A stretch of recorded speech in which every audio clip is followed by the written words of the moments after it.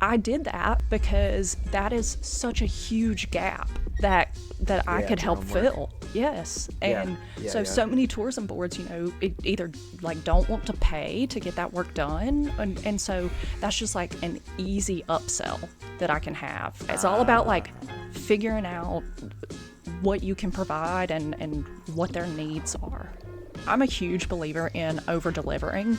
And Nice. so honestly, like I have a lot of testimonials from destinations where they're just like, Anna is the absolute best person to work with. And come to think of it, like being professional is a huge, huge seller, like for yourself.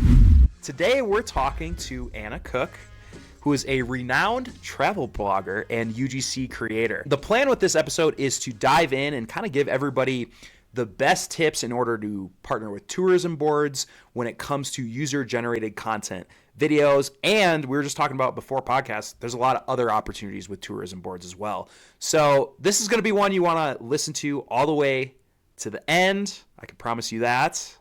So welcome to the podcast, Anna. Hey, thanks so much for having me. I'm really excited.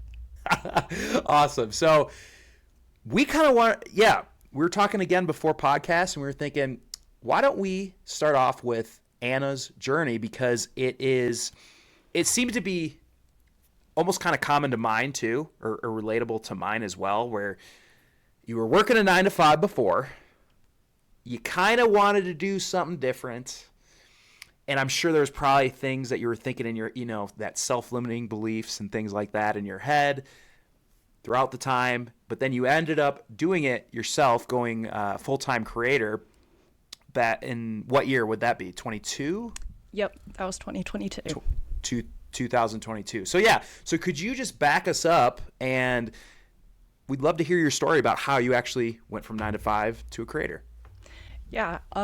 Okay. So I started my travel blog in 2019. And yeah, there were a lot of limiting beliefs. I mean, I debated starting my blog like for 2 years before I actually started it and, made the leap to like try it. Because I mean, it's intimidating, and there's a lot to learn. And so, yeah, 2019, really the end of 2019 is when I decided to get serious about it. And so then, of course, 2020 comes around. And, outdoors, road trips, local adventures. So at the end of 2020, I was just like really getting aggravated at my job. I worked as a project manager at an electrical engineering company. And I really, really wanted to do something else. And so I started investing in courses. I mean, I highly recommend, like, I would not be where I am today without investing in courses, because it really shows you how to monetize, whatever you're creating, whether you want to be an Instagram influencer, blogger, whatever. Yeah. Is there any courses in particular that, sorry, just because this is an interesting topic to me, is there any courses in particular that you'd say, hey, this is one that like really helped me? So, like maybe 2 or 3 of them or something like that. Yeah. Yeah. The first one that I started with was Jesse Festa's Travel Blog Prosperity, and it covers all kinds of stuff because Jesse, so it's a membership, well worth the money, and every month a new module is released, but she also has guest teachers come in and teach modules. So like she is all about email marketing, SEO, and I mean, she's also great with affiliates, but for things that she is not an expert on, she brings experts in to talk about it. Okay. Yeah. Okay. It would actually be, you could totally pitch a UGC module to her because I don't know that she has that yet. Okay, what's her name? Jessie Festa, and her Jessie on a Journey is her website handle. Yeah. Whatever Okay. you call Cool. Awesome. Okay, so that's an interesting way of doing the course, by the way. Dripping it every month. Interesting. Okay. Yeah. Cool. Okay.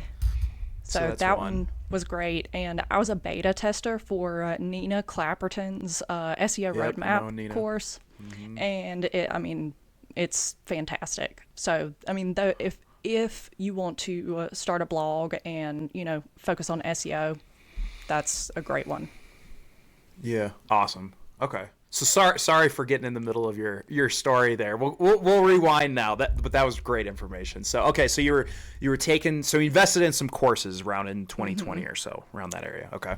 Yep. And so I in 2021, or actually, I tried to put my notice in at the end of 2020, but the company was really small, and so they talked me into going part time. And honestly, that's what I would recommend. Like, if you are, if you want to kind of get into the content creator space, if there's any option for you to go part time where you're working at, I mean, that was a great way for me to do it. That's a great, it's a great point. Because you kind of can dip your toes in the water and kind of see what it's like, but you still have the security of a full-time job. Well, a part-time job, essentially, but yeah, okay. Yeah. And so I was able to kind of test out different income streams, figure out what I liked, what I didn't like. Like, when I first went part-time, I thought I was going to do a lot of freelance writing. Well, I quickly decided, I was like, no, this is not for me. I don't like going this route. And so, you just get to test things out and see what you like. But finally, after about a year of working part-time, I was kind of like, okay, if I don't jump in with both feet, now, like, I'm never going to, I need to make this leap. And February of 2022, I decided to do that, and I've loved it ever since. Oh my gosh. Awesome. Okay. So let me ask you this. Do you ever think about, okay, yeah. Let me ask you this. Do you ever think about ever going back to like a 9 to 5 at all? Or like, has that idea ever popped into your head? Oh my gosh. I don't know how much you follow like the SEO world, but there have been a couple updates, like the September helpful content update, and there's an update going on this month. My blog traffic was cut in half. And so with two of my income streams are from ads and then from affiliate income. So that's heavily affected my income now. And after a couple months of doing this full time, I told my husband, I was like, I will do whatever it takes to not have to go back and work a full-time job. But oh my gosh, these updates they are killing me. And so over the last month or so, I've considered it, but I just love the freedom so much. And so when I think about, giving up the freedom that I have, I don't know, it's not worth it. Like, I will figure out a way to make this work. No, that's so interesting. And I think why a lot of us, especially people that love the outdoors, we get into working for ourselves is for time freedom. That is like our number one thing. If we want to go do a trip, we don't have to ask somebody. We can go do it. We can create our own schedule. We can go run when we want to, or go hike for whenever we want to. Yeah, and it's like, that is like the number one thing that I always hear with, especially people in the outdoors. And I remember, speaking to your point about going back to 9 to 5, when I first announced it on my socials or YouTube or something, I firmly remember one comment, and the guy goes, been working for myself for 20 years, and he says, there's going to be times where you're going to want, or the thought is going to come into your head that maybe I should just go back to a 9 to 5. And he goes, don't fucking do it. Oh my gosh. I love it. And so that always has been sticking in my mind because, sometimes you got the security of the 9 to 5. And that is something interesting that I had been interested with blogging. So I did a little bit of blogging back in actually 2020. Started to understand SEO, thought it was really cool. And actually, Laura helped me out quite a bit just from her free stuff, actually. I don't think she even had a course at the time. And I got some things on page one and, this and that. And it was really cool. And then I thought, but how long, video started to become more popular. And I thought, well, how long are people going to be looking on blogs for information? And I still will. But with video, I'm like, oh, like typically for my workflows, if I'm researching something, I usually go to a video first, right? And with your kind of saying with the advent of some of these updates, I'm assuming you're saying like when you go to Google, sometimes it'll give you the short and sweet version of somebody's page or something at the top there. Is that one of the updates that you're kind of referring to? So that is actually another thing that is coming up, like the AI. I don't know which one, like the AI responses for. It's called SGE. I can't remember what it stands for off the top of my head. But in it, so the update is more about the algorithm, like how it ranks different blog posts. And so like right now, if I don't know if you've noticed, but like a ton of Reddit forums are ranking now where they didn't used to be. And Interesting. also just like big publishers. So like instead of like small publishers like bloggers, you're seeing a lot of like travel and leisure. I mean, for me, Southern Living, since I'm in the South. Yeah. And then what? Oh, but with the AI response, that is like in addition to the algorithm. So like even if you're ranking in the top spot for Google, you're not getting as many clicks because Google's like immediately like they're scraping content and immediately giving somebody the answer right there. That they don't even have to click on the blog and see the ads and see the exactly. Yeah. Yeah. So let me ask you this. So then was, kind of seeing this and predicting what it's going to be doing going forward, is that what kind of launched you into looking at doing UGC for tourism boards, or how did you dip your feet into that then from the blogging side? Because what I see for the most part is people are either one or the other. They're either like, I just want to write a freaking blog. I don't want my face on anything. I don't want to be on camera. I just want to write. Or they're just UGC and then they don't write. I've never really seen someone with multiple skill sets before. So I'm curious, how did you get into that then? Well, honestly, it was out of necessity because when I left my full-time job or when I left like the part-time work, I don't think I was in an ad network at the time. I mean, my affiliate income wasn't that big. A lot of my money was coming from like freelance writing work and stuff. And so I was like, okay, I want to do this full time, but like I am not making a full-time income right now. And so that spring, I went to 3 different conferences. I went to one of the conferences in February, and I knew that UGC was a way that people were making money with brands. And so I was like, okay, but tourism boards need content too. And so at this conference, I pitched to multiple tourism boards to work with them. And in a way, like I got pretty lucky because for some, like that year, it was a niche conference of like, it's called Southern Travelers Explore. And I was really the only outdoor adventure focused creator there and kind of like the youngest one there. So like, reaching the millennial demographic. And so it just so happened like basically that year I lined up 16 different CVB partnerships. And I just tried to monetize them and see how that would work and see if I could offer them, blog posts or email newsletters or just basically figure out what they needed and how I could provide that.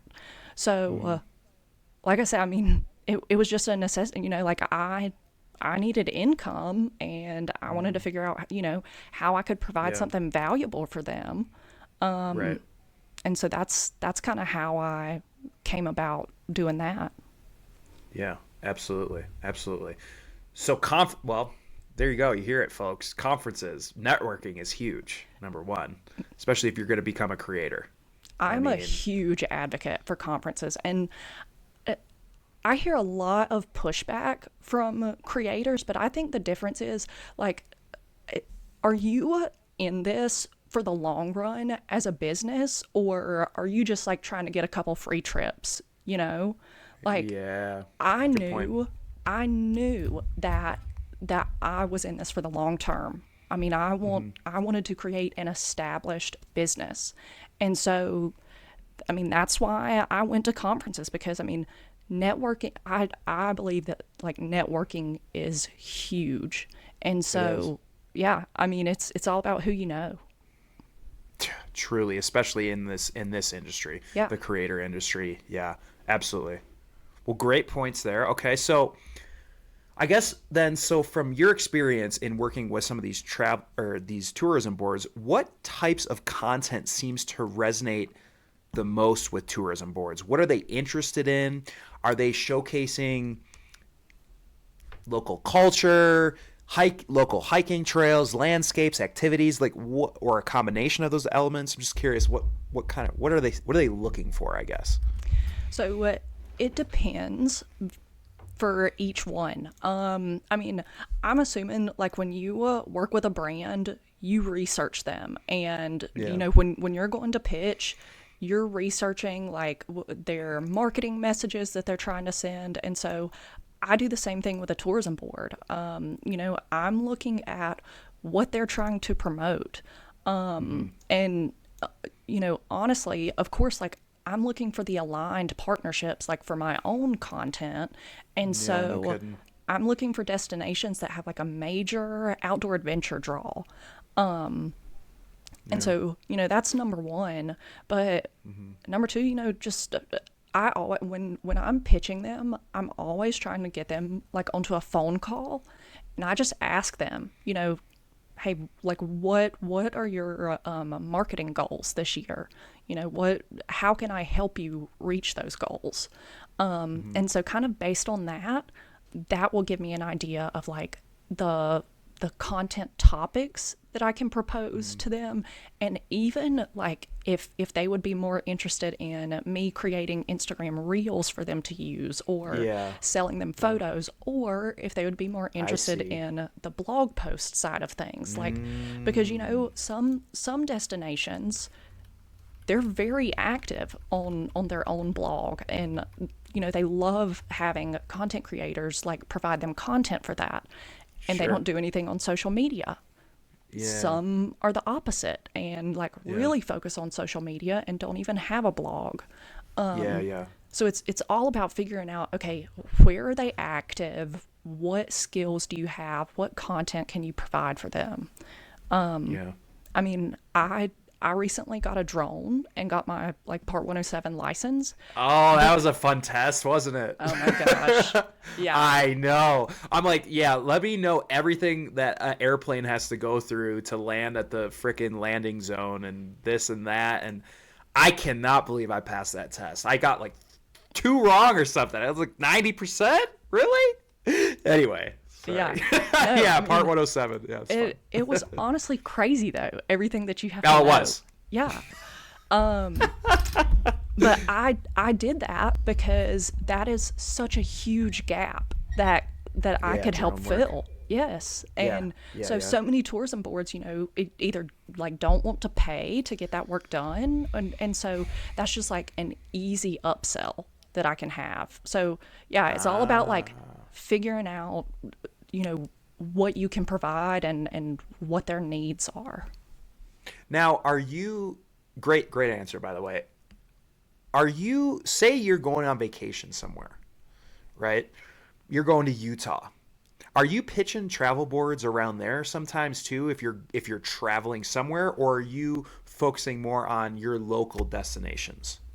So I actually a lot of times build my travel work calendar like from destinations that I meet at conferences, because it is Oh, so wow. easy to land a collaboration with a warm lead. And so that's kind of what I do.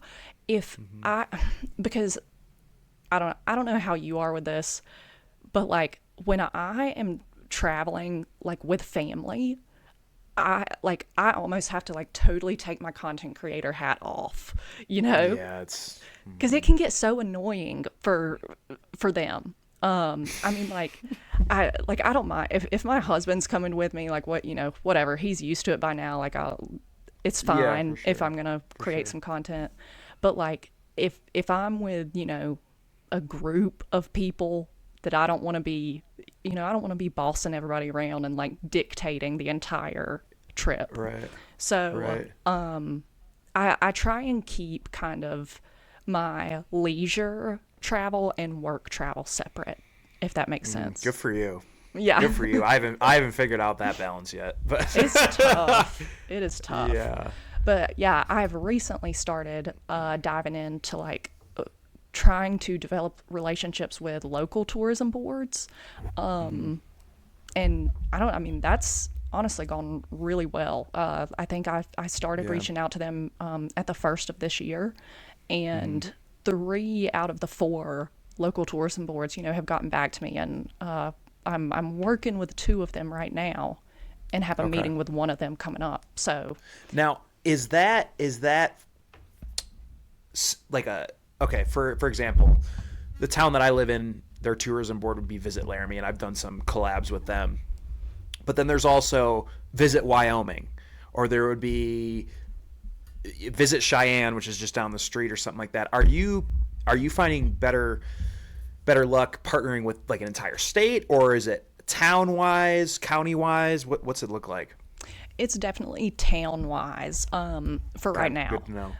Good to know. Yeah. Yeah, I haven't reached out to any like my state tourism board, just because I have heard that they're a little difficult to partner with. You know, I don't have any firsthand experience, but I Right. thought that I would just start out kind of with my local towns, and they're so I live in a very rural area, and so the tourism boards are really small, and you know, so they have to, like, the people who work there, they wear a lot of hats, and you know, so when I'm providing that Right. help that they Totally. need, it's And kind you're of an specialized in that area too, yeah. right? Rather than somebody that just, hey, we need frickin' Amy to go out and go film film an Instagram reel for our thing real quick because she's in house right now, blah blah blah, and probably doesn't come out as good as some other people. We'll just say, but yeah, they just aren't as niche down. They're wearing a lot of hats. Yeah, good Yeah, point.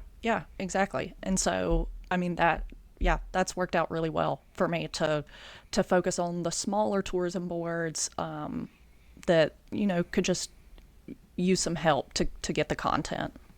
Yeah, perfect. Okay. What would you say that they're mostly needing? Video work in terms of reels, short form vertical, the drone stuff, photography, blogs, kind of where does that line up, do you feel like?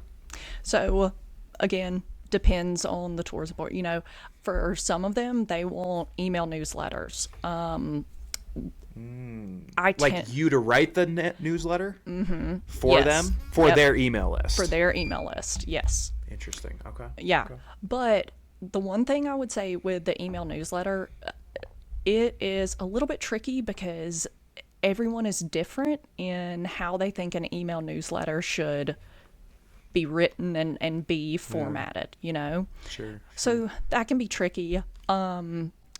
Blog posts, but specifically like itineraries that people can follow.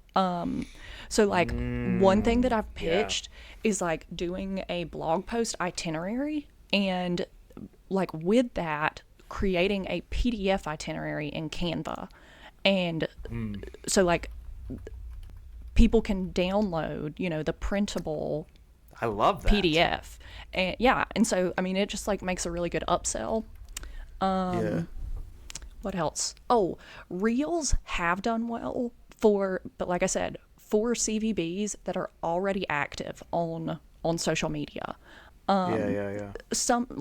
Sometimes I would say, like, especially the older generation, like, still doesn't understand the value of Sure. the short form content, you know? I would say those 3 are the main thing: the email newsletter, itineraries, and Reels. Okay. Gotcha. Yeah, itinerary. That's what I've been kind of mostly doing for Visit Laramie, at least when I work with them, is some kind of specific itinerary. Here's the things to do in Laramie in the winter, or here's what you can do to rent skis or to go cross country skiing. I did one where to get a Christmas tree at the local national forest. Yeah, things like that. Okay, so mostly like activities to do around the area. Okay, Yeah. perfect. The other thing, though, that's what has worked the best with like my local tourism boards. But I would say the most popular thing in general, like with all the tourism boards that I've worked with, is photography. Interesting. I mean, they love having the I guess it's, just UGC photography, like, photography from content creators. That you would just simply provide to them and they can put it on their website or their own blog post or anything like that. Okay. So you're just, yeah, okay. I see what you're saying. So you're just taking pictures of your adventures and sending it to them Yep. as a Exactly. batch or whatever. Oh, interesting. Interesting. Okay. Now, is there any KPIs, key performance indicators that maybe you or the brand tracks for success of collabs? Like specific, I'm kind of looking like specifically for Instagram Reels maybe or something. Like, are they, how do you determine, or how did they determine, or maybe you guys, I don't know if you guys talk about this or not, how do they determine it, like it was a successful campaign? Is it by views? Is it by likes? Is it by shares? And then my follow-up question would be, as you know, as a social media creator, it's hard to get a KPI off of one post. I mean, because of anything else that could have happened in the world, the day that you posted or the time that you posted, or Instagram went down, or, a president did this, or something like that, right? Like something happened. So are you saying, one thing that I found valuable to brands that I work with is saying, hey, we got to do at least 3 posts to figure out the average between all of this type of stuff. So, yeah, so I guess what are kind of the KPIs? And then, yeah, do you kind of pitch it as a batch of posts, or what's your strategy there? So with the Instagram Reels, the my first 2 collaborations like that involve Instagram Reels, I'm actually working on those right now, and so that's actually a good question. They haven't said anything about like what they'll be looking for once they post those, but with one of the tourism boards, yes, they wanted a batch of 5 reels, which is Interesting. great. And Yeah. the other one said that they wanted 1 to test it out. And that's when I went back and I kind of said, I was like, well, 1 is not going to give you a great like understanding about how these, like if these work or if they don't. I mean, especially if you're not already active on social media. So yeah, I think it's just important, like, to have like open and honest communication with the destination representative. So good, yeah. Yeah. And kind of let them know the pros and cons. I mentioned that, and they were like, well, we'll test it out. And so, okay, Yeah. that's fine. Yeah, exactly. Interesting. Is there any, I'd love to know, is there an example, or can you think of a collab that you've had in the past where it was just a particularly effective collab? They were super stoked with your content or whatever it was that you provided, whether that's a reel, an email, or whatever. And if you could think of one, what do you feel like made that particularly memorable or like super effective for that collab? So I'm a huge believer in over delivering. And Nice. so honestly, like I have a lot of testimonials from destinations where they're just like, Anna is the absolute best person to work with, so professional. yeah. Oh, well, and come to think of it, like being professional is a huge, huge seller, like for yourself. Interesting. Okay. Give me an example of that. So one thing that, before you answer, when you emailed me, when we were talking about the podcast, one thing that I think is a subtle professional thing that you have in your email is your cool little picture and stuff at the bottom It almost looks like a business card at the bottom. And I was actually going to ask you, I was like, oh, damn, how'd you do that? It must be on like Canva or something, but it looks really, really good. But yeah, what are some maybe professional examples, other ones? Okay, yeah, that is so funny. Yeah, it's just through Canva. But cool. I'm glad you think that's professional. Oh, it looked dope. It looked dope. Yeah, it's sweet. Yeah.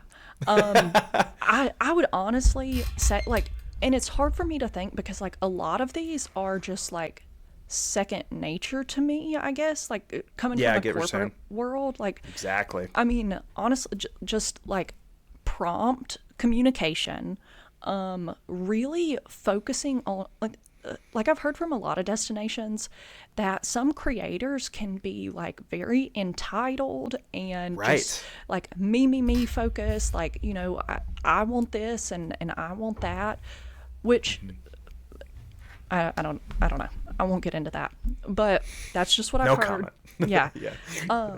And I very much try to be like, okay, how can we build a partnership that is mutually beneficial? And kind of approach things that way. Just like getting on a call with the destination, I think that sets you apart.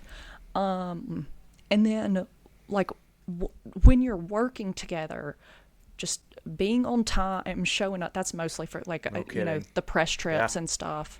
Totally. You know, like not skipping out on things that you're supposed to go to, and delivering your content on time. On time. Yeah. On time. I couldn't believe the brands that I talk to, and they're just like, I literally will ask them the question. I said, what would make this, kind of like I asked you at the start of this podcast, what would make this a great podcast for you?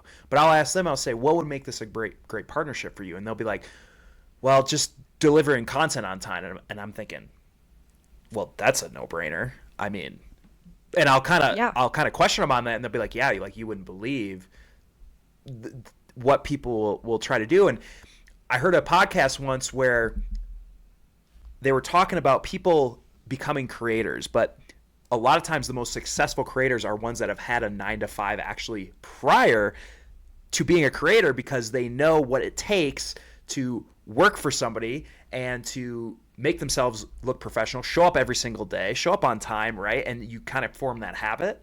And so if I would guess with you, I'm guessing you probably started working like early on in your life, probably, right? Like in high school or something. And, you know, and then it just kind of carried on from there. You take that into being a creator. Oh yeah, for sure, for sure. And so yeah, those I have taken a lot of like, especially the project management, like organizational skills. Oh, I Oh my bet. gosh, I've taken a lot of that from my previous job. Nice. Oh, but I thought I was going to say something else about that. I lost it now. Left it. We'll come back to that. So, well, I kind of interrupted the main question, I guess, was what the heck was the main question? Oh yeah. Can you think of a specific, I guess, collab that was particularly effective, and then what you did with that? That was Oh, what, yes, yeah. yes. So the other thing is over delivering. I mean, I mentioned that a little bit at the beginning, but I think that is the biggest thing. And because, like I said, I think about every partnership that I have as like a long-term partnership. So, Very you know, good point. yes, and I might be putting in a little bit of extra work, you know, during the first partnership, like to really wow them. But I mean, the recommendations that I have gotten from like the people that I've worked with in the past, and just the ongoing paid work that they have given me. I mean, that has like, It's worth it. it is totally worth it. Yeah. Yeah.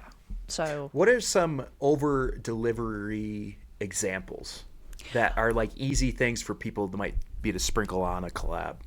yeah, I just like posting an extra time on social media, posting some extra stories. If they purchased like a photo package from me, sometimes I might throw in like one extra photo, you know, like say Sure. they purchased, you know, a package of like 5 or 10. Sure. You know, if there was one that I know that they really loved, then I'll throw that in. Yeah. kind of things like that. Yeah.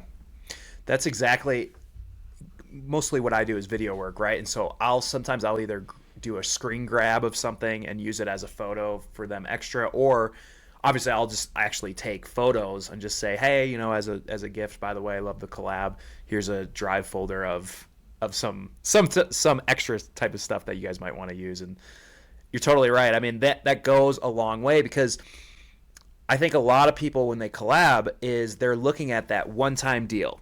How much can I squeeze out of this one-time deal? And what I always ask my students is, they'll come to me and be like, how much do I charge for this? And my question is, well, do you want this to be a long-term partnership or not? Or do you just want it to be a one-off? Because if it's a one-off, it's like, well, then you can kind of negotiate a little harder. But if it's not, maybe accept what they're willing to pay you and then actually over-deliver. And then, the gold standard on UGC, at least in my opinion, is getting them on retainer, so you don't have to keep pitching every single freaking month, Oh, yeah. So great tactics there. I loved all that. And especially, I think something that's really not touched on is the professionalism thing. So I'm really happy that you brought that up too. And I guess, so one of my last questions here is your portfolio. So do you send them a portfolio of your work? What do you feel like is effectively communicating your value to them in that portfolio? I'm curious. So I have a few different ways that I do it. And I have my media kit, of course, that like I attach to, every first email pitch that I send. But that just has like my kind of like a little bit of demographic information about my audience, numbers of followers and blog readers, and like kind of how I work with destinations. And depending on what I'm pitching to them, I'll send like a link to a blog post from a recent collaboration. Possibly like if I have an Instagram reel that like I have a similar idea for that destination, I'll send that as an example. And then I'll typically just send that and see if that works. And then in my follow-up email, I might send, a case study from a past project. And so I use Influence Kit for my case studies because it automatically pulls in like the reach and engagement metrics. Oh, cool. Well, there you go. People that are listening, right there, we got a nice link. Sweet. Awesome. Is there anything else that I guess, people should know about tourism boards that I guess I haven't asked about, that maybe you want to say, hey, just be aware of this, or here's a good tip or something like that? Oh, yeah, there is one thing, because I guess since your audience is like mostly UGC creators, I would say like, since the platform like most associated with UGC creators, like for me, is Instagram. I do know like unless you have a decent Instagram following, a lot of tourism boards like to see you on multiple platforms. So like, interesting. My blog is like, my long form content space, like a lot of people either do a blog or YouTube for long form content. Exactly. So that for me, my blog is like my main thing. And then I'm on Instagram and Facebook. So like just start repurposing your reels to your Facebook page, I don't know, repurpose them to YouTube Shorts or TikTok or something. And I know that that's easier said than done, because even when you repurpose stuff, that takes time. But just start with one of those platforms. Yeah. And honestly, that just sparked my mind. It's a great way to over deliver. Hey, I'm going to give you an Instagram reel, but I also have, you post that, and then at the end of the collab, they paid you or whatever, and be like, oh, by the way, like I'm going to be posting this on my YouTube Shorts and my TikTok as well. No charge on that. Just, it was a great collab with you guys. Appreciate it. Yeah. More reach. And it's so easy to do. It's like you just download the freaking reel, and you could do the same caption if you want to, for the most part. Exactly. It's like, Yeah. Well, perfect. So, okay, well, where can people catch up with you? And I know you do some like free webinars, things like that. You got some courses coming out. You have your own blog. So, where do you want to direct some of the audience that might be listening to this to find more out about you? Yeah. So I love to connect with everybody in the travel blogging space. And so you can find me at Stuck on the Go. Okay. On, like I said, Instagram, Facebook, if you want to check out my website, stuckonthego.com. And yes, if you want to like kind of stay updated on when I release my course, I send out weekly tips on Tuesdays about Nice. like working with tourism boards. Ooh, good. Yes, and so the link for that is it's a bit.ly link, so it's bit.ly. I'll put it in the show Oh, notes. okay. Yeah. We'll do that. We'll put it in the show notes. It'll be a lot easier for people. Now, one thing before you go too is what's the course going to be about? Is it travel blogging, travel UGC, a blend? What are you thinking about for that? So it's going to be about working with tourism boards. Basically, like if someone has never worked with a tourism board before, or maybe they've like had a couple collaborations, it's going to walk you through like the pitching process and kind of how to land those collaborations, but also how you can monetize those and then use those collaborations to also grow your following. Ooh, ooh, perfect, perfect. Okay. Well, so I'm gonna leave all of those show notes below for you guys to follow her on Instagram, see her blog, and then also sign up for the emails as well. And yeah, probably too. Once we update this, whenever your course comes out, we'll also put those in the show notes as well. So, dude, you killed this, by the way. And just again, I want to thank you for coming on. I think the audience is gonna find a ton of value in this. Like you just absolutely crushed this. So yeah, thank you, Anna, for coming on, and we appreciate you over here at the Outdoor Creator Academy. Awesome. Well, thank you. I'm glad that you found it valuable. So thanks for, having me on.